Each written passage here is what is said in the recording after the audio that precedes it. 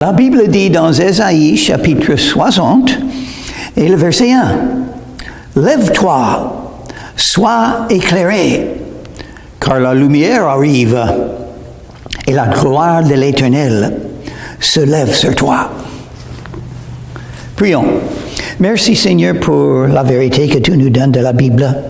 Aide-nous à comprendre et croire et être plus près de toi pour t'aimer et te suivre et t'obéir. Dans ton nom, je te prie, Jésus-Christ. Amen. Ou c'est une promesse. C'est quelque chose que Dieu fait. Il donne la lumière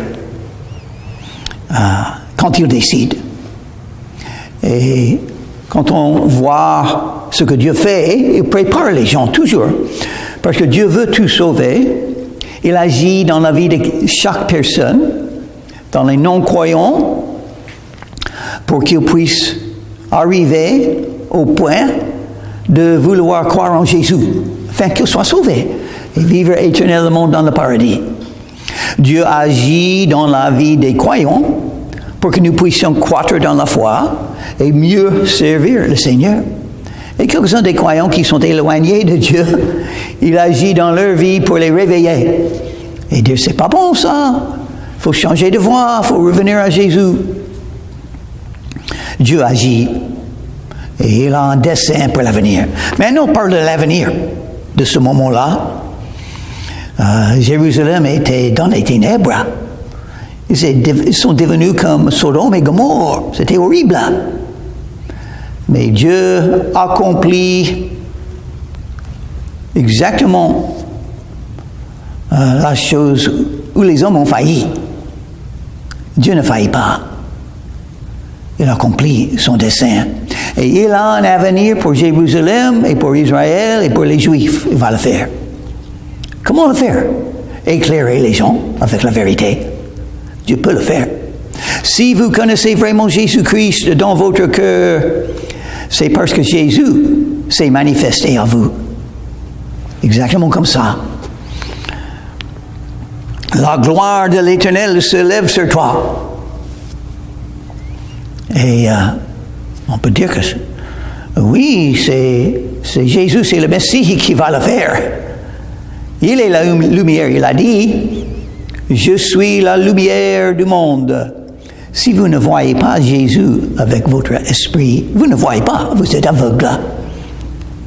Voici, les ténèbres couvrent la terre. Oui, il y a beaucoup de ténèbres. Oui, ça c'est vrai. Partout dans le monde, il y a des ténèbres spirituelles. Et des fois, on pose des questions. Où se trouvent les croyants? Il y a tant de doutes, tant de non-croyants, tant d'athées, tant de gens qui ne sont pas sauvés parfois en Jésus. C'est horrible. Et l'obscurité des peuples, il l'a dit 2 fois. Mais, j'aime le mot mais, dans un contexte comme ça. Malgré les ténèbres spirituelles, Dieu agit. On l'a déjà dit, il agit. Et il aime. Il aime tous, il aime sauver. Il aime guérir les aveugles. Mais sur toi, l'Éternel se lève. Il est venu à vous et à moi, tous les croyants. Et il va venir un jour encore à Jérusalem. Il est venu la première fois à Jérusalem. Jésus y est allé. Et qu'est-ce qui est arrivé?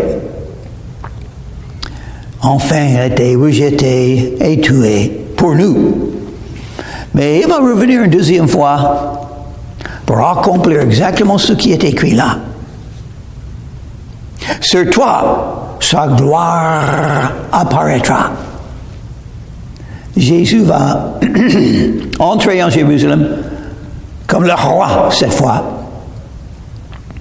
Il est venu la première fois avec douceur, avec gentillesse, avec soumission, se donnant à la mort et à la persécution, d'être méprisé, rejeté. Mais la deuxième fois, il vient avec la force.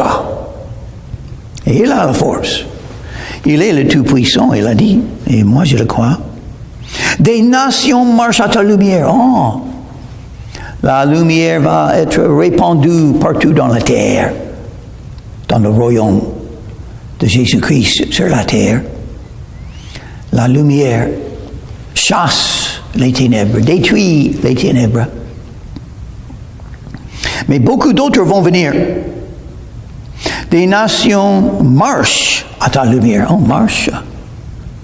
Qu'est-ce qu'on fait quand on marche? Un pas après l'autre. Ça veut dire tout le temps. Tout ce que vous faites. Quand vous sortez, Jésus sort avec vous. Quand vous faites quelque chose, Jésus est là pour le faire avec vous.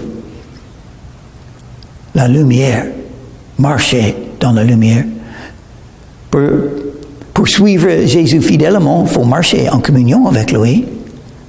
Chaque jour, toute la journée. Comment faire ça? La confession des péchés. 1 Jean chapitre 1, verset 9, c'est écrit aux croyants pour leur dire comment rester en communion, comment demeurer en communion avec Jésus. Parce que nous avons un grand problème dans la vie présente. Les croyants ont un problème. Le problème des péchés qui coupent la relation avec Jésus. Et cette relation peut être refaite par la confession chaque jour. Parce que les pieds deviennent sales chaque jour quand on marche sur les chemins de poussière dans la vie présente. Si nous confessons nos péchés, nous, les croyants, j'aime le mot « nous » dans le Nouveau Testament. Souvent, ça parle des croyants. Donc, ça parle de moi aussi. C'est pour moi, ce verset. Si nous confessons nos péchés, qu'est-ce que ça veut dire? Confesser. Dans le grec, ça veut dire la même chose que. Dire la même chose que Dieu dit de ce que vous avez fait ou pensé ou dit. La même chose que Dieu. C'était un péché. Il faut l'arrêter de le faire. Et il faut venir à Jésus pour être lavé de ce péché. Si nous confessons nos péchés, beaucoup de péchés, pas un seul, beaucoup. On pêche beaucoup. Même une jeune femme musulmane m'a dit sur le trottoir aux Isambres une fois, il y a 2-3 ans, elle m'a dit, « Oh, et on pêche même quand on pense qu'on fait le bien. » Oui, elle avait sagesse.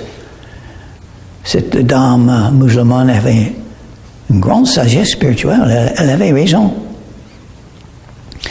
Le sang de Jésus-Christ nous purifie de toute iniquité. 1 Jean chapitre 1, verset 7. Mais quand on reconnaît qu'on a péché, il faut dire la vérité à Jésus. Il faut toujours être honnête avec Dieu. Il sait déjà. Il ne faut pas vous cacher de lui. Il sait ton cœur, tes idées, tes objectifs, tes vouloirs, tes rêves. Il sait tes péchés. Donc, il faut dire la vérité pour être en communion avec lui, pour marcher avec lui. On est d'accord. Oui, je suis un grand pécheur. Et oui, tu es très miséricordieux envers moi. Merci, Seigneur Jésus. Ma relation avec toi est basée sur le fait que tu es très miséricordieux et que ton miséricorde dure à toujours. Merci. Il est fidèle et juste, pas moi et pas vous. Il est fidèle et juste, il est notre héros, notre berger, notre sauveur, notre roi, notre Seigneur. Il est fidèle et juste. Merci pour ta fidélité. Il est juste, intéressant que ça dit, il est juste pour nous pardonner, parce que il est mort pour nos péchés.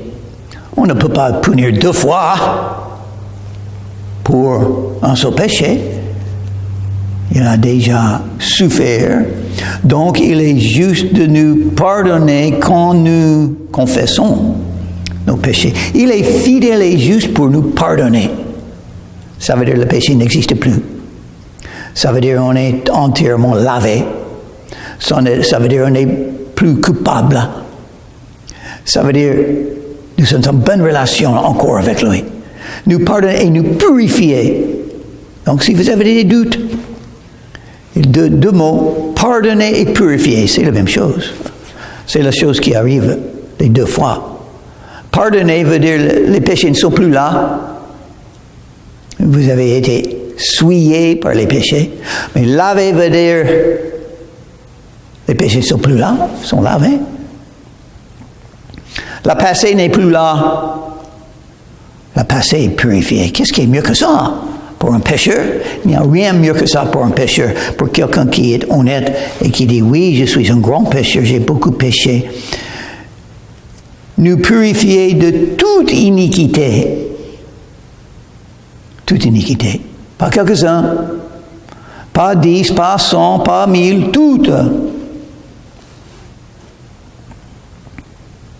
Des nations marchent à ta lumière. J'espère que tu marches à la lumière, avec la lumière, dans la lumière, qui est Jésus. Et des rois à la clarté de tes rayons, ça parle de l'avenir. Maintenant, des grands problèmes du monde, les chefs des pays ne suivent pas Jésus, ne marchent pas avec Jésus. Mais un jour, ils le feront. Quand Jésus est sur le trône de David, dans la ville de Jérusalem, il reviendra pour le faire. C'est l'avenir. Dieu va le faire. On peut lire les actualités et dire, c'est horrible ce que ce chef de ce pays a décidé à faire. Ça ne va pas marcher. Il n'a pas de sagesse. Il n'est pas droit, il n'est pas juste de faire ça. Oh oui, mais quand Jésus sera là, le roi des rois, tous les rois vont suivre Jésus. Ça serait merveilleux. Parfait pour le monde. Le royaume des cieux sera bien, n'est-ce pas? Porte tes yeux alentour et regarde. Tous, ils s'assemblent. Ils viennent vers toi. Tes fils arrivent de loin. Et tes filles sont portées sur les bras. C'est une promesse que tous, ça c'est le mot-clé, tous. Et nous voulons voir le fruit de Jésus. On aimerait bien porter encore plus de fruits parce qu'il y a trop qui sont perdus, trop qui ne connaissent pas Jésus dans leur cœur, trop qui n'ont pas le ciel dans leur avenir. C'est horrible quand on pense au jugement. Jésus parlait du jugement. Il a dit, il y aura des larmes et des grincements de dents au jugement.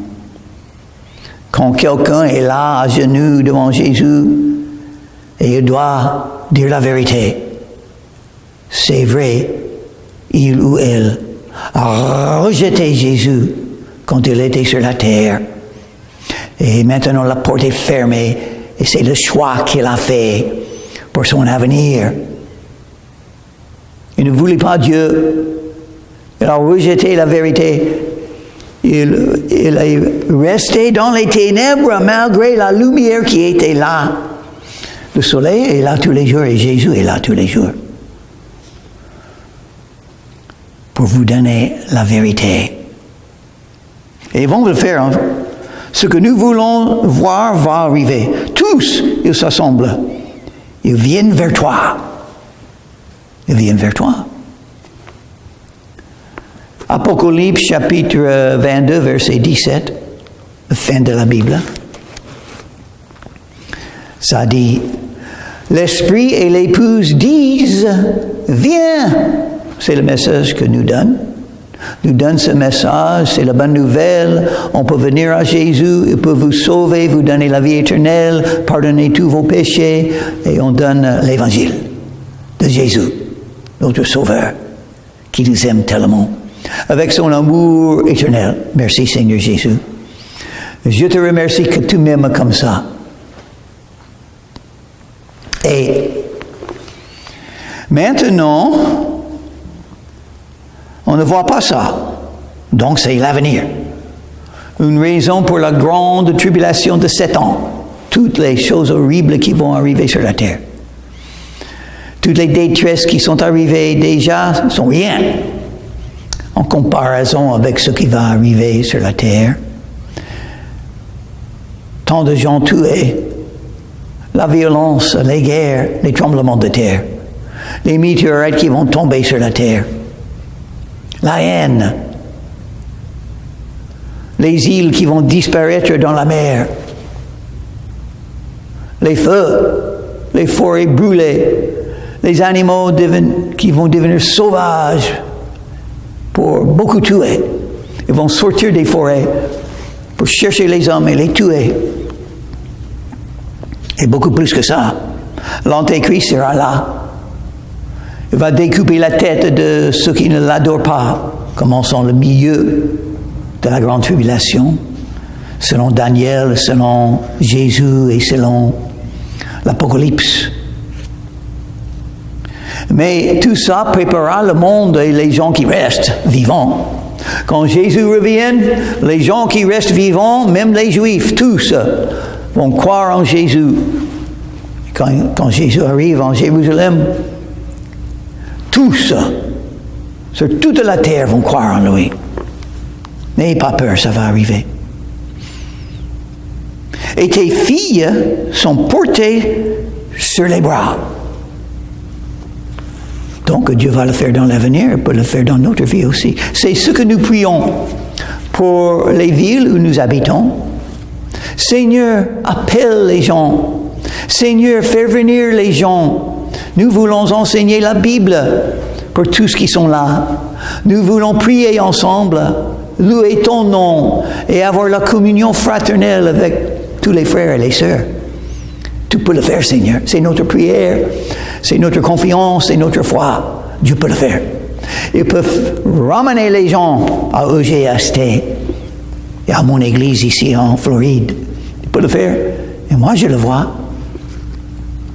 Je vois le Seigneur et il m'a donné cette bénédiction. Ma petite église en croissance maintenant. Et je vois les gens qui viennent. Pourquoi ils sont venus? La situation, et je vois que leur cœur a été touché. Je crois que c'est le Saint-Esprit qui les a amenés ici. Et j'aimerais bien voir la même chose dans la région du Golfe de Saint-Tropez. C'est très important de trouver les brebis perdues, de les inviter, de les appeler, de les accueillir, pour que nous puissions servir Dieu ensemble, pour que nous puissions porter encore plus de fruits, parce que nos frères et les sœurs seront mieux que nous, sans doute. Ils auront leur don d'esprit, leur alentour, leur famille, leurs voisins, leurs amis. Ils vont pouvoir toucher beaucoup de gens que nous ne pouvons pas toucher par le Saint-Esprit. Tu tressailleras alors et tu te réjouiras. Et ton cœur bondira et se dilatera quand les richesses de la mer se tourneront vers toi, quand les trésors des nations viendront à toi. Beaucoup de joie dans l'avenir des croyants. Donc pourquoi pas avoir la joie maintenant? Moi, je préfère la joie de vivre. Pour avoir ça, il faut beaucoup de choses. Croire les promesses de Dieu, avoir une bonne relation avec Jésus, être rempli de Saint-Esprit.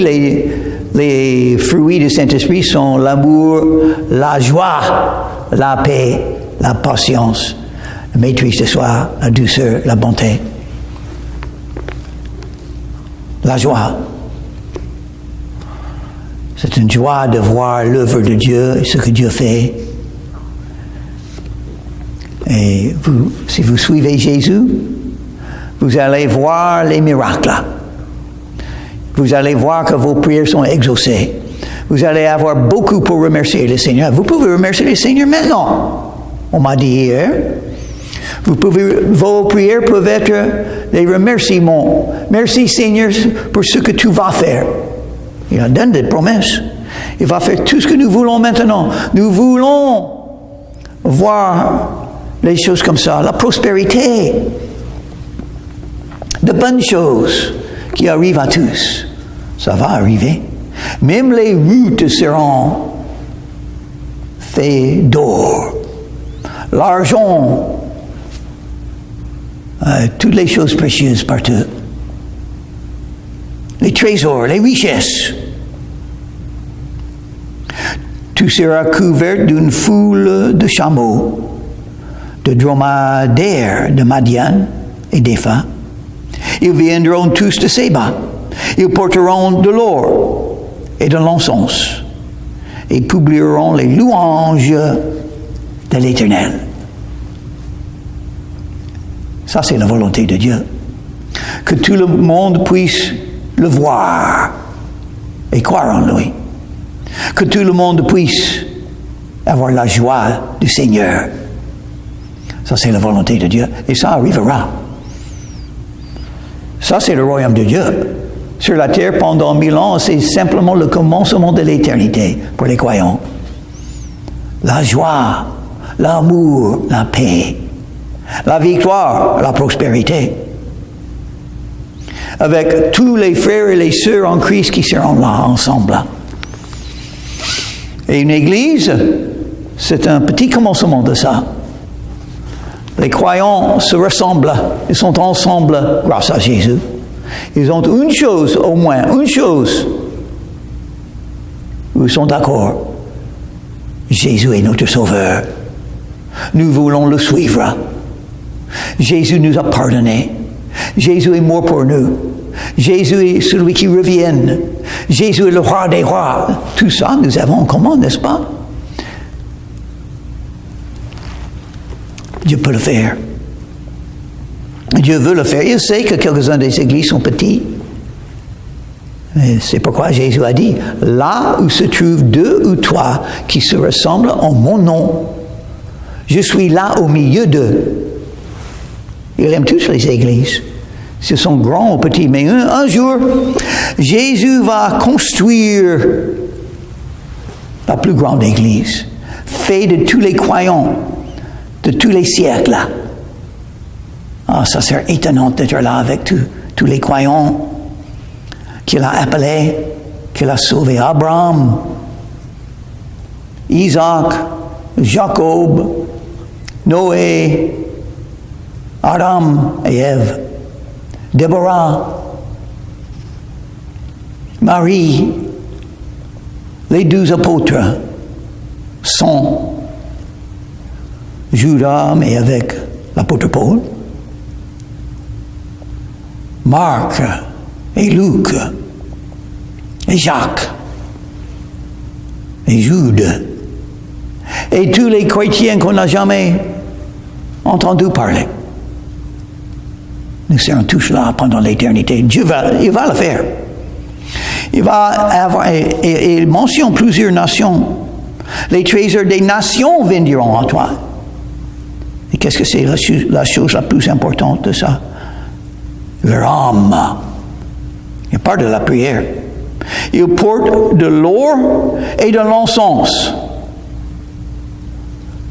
De l'or parce que Dieu nous aime et il nous donne beaucoup de choses, même de l'argent. Jésus a donné une promesse sur l'argent. Qu'est-ce qu'il me faut pour vivre? Juste assez, c'est tout. Et c'est ce que Jésus a promis.